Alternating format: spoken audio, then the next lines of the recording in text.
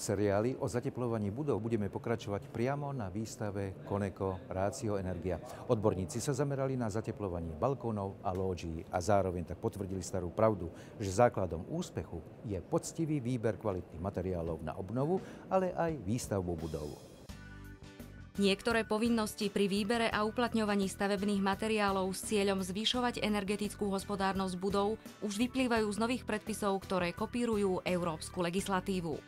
Implementujeme nariadenie Európske 305 a bude platiť od júla 2013. Očakávame zvýšenú informovanosť odberateľov, ktorý výrobok má aké parametre a podľa toho vlastne pri výberových konaniach bude uľahčený výber stavebných výrobkov, ktoré pôjdu do stavby. Stavebné veľtrhy Koneko a Ratio Energia ukázali, že na stále náročnejšie podmienky, ktoré súvisia s výstavbou budov s takmer nulovou spotrebou energie, je stavebný trh na Slovensku dobre pripravený. Natíska sa otázka, nepredraží a následne nespomalí nová stále prísnejšia legislatíva samotnú obnovu budov? Na základe hodnotenia nákladovej optimálnosti úrovni minimálnych požiadaviek na energetickú hospodárnosť vychádzajú práve tie požiadavky, ktoré my máme pre otvorové konštrukcie zavedené do tepelnotechnickej normy od 1.1.2016 ako nákladovo optimálne. Pozrime sa na problém očami stavebníka, ktorý sa púšťa do obnovy domu s cieľom zlepšiť energetickú hospodárnosť.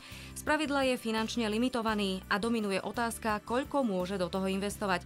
Žiaľ, touto optikou objektu viac uškodí, ako mu pomôže. V súčasnosti je trend vyberať komponenty a nakupovať ich možno niekde lacnejšie.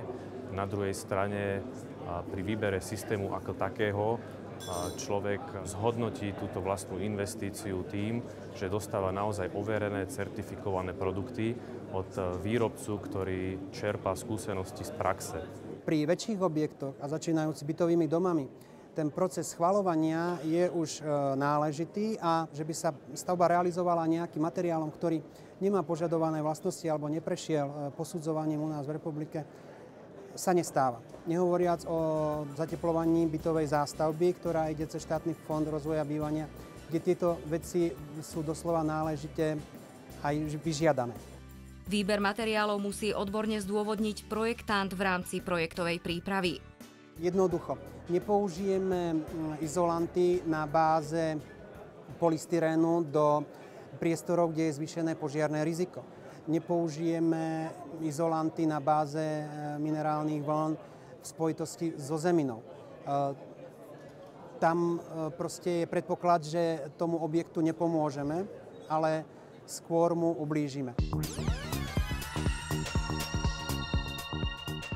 Teória je jedna vec, prax druhá. Ponúkame vám teraz niekoľko dobre mienených rád od odborníkov priamo z fachu, aby vám teplo neunikalo cez balkón alebo lóžiu. Tieto priestory nedokážeme ubrániť pred vplyvom počasia. Sú enormne namáhané dažďom, vetrom a výkyvmi teplôt. To dvakrát počiarkuje dôkladný výber vhodného materiálu. Časy, keď stačilo na balkóne vymeniť dlažbu a izolovať lepenkou, sú dávno preč. Tie konštrukčné detaily sú riešené veľmi presne, tak aby konštrukcia balkónu spĺňala potom nielen tepelno-technické požiadavky, lebo je to poväčšine tepelný most v rámci fasády objektu, ale hlavne bezpečnostné. Súčasné balkóny sú degradované natoľko, že niektoré už nespĺňajú ani tieto požiadavky týkajúce sa bezpečnosti.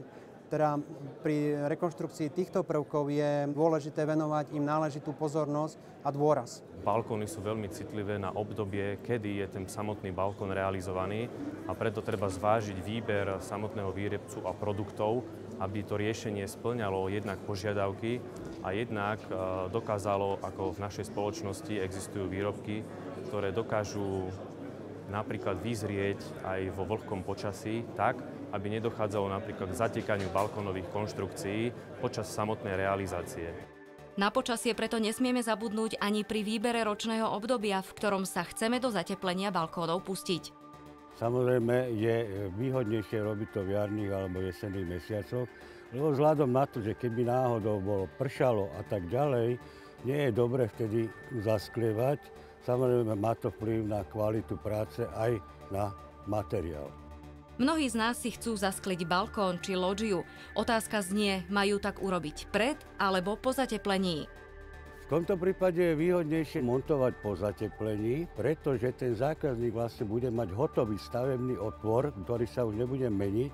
Čiže z našeho hľadiska my zmeráme presné rozmery. Podľa toho sa objednajú rozmery treba skiel, profilov a tak ďalej zasklievacích.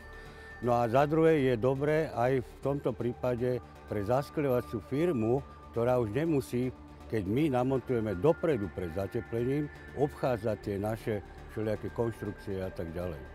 Na podujatí veľtrhu Koneko Zatepľuj s fortieľom sme mohli vidieť postup pri zatepľovaní fasáda balkónov, ako sa hovorí, naživo.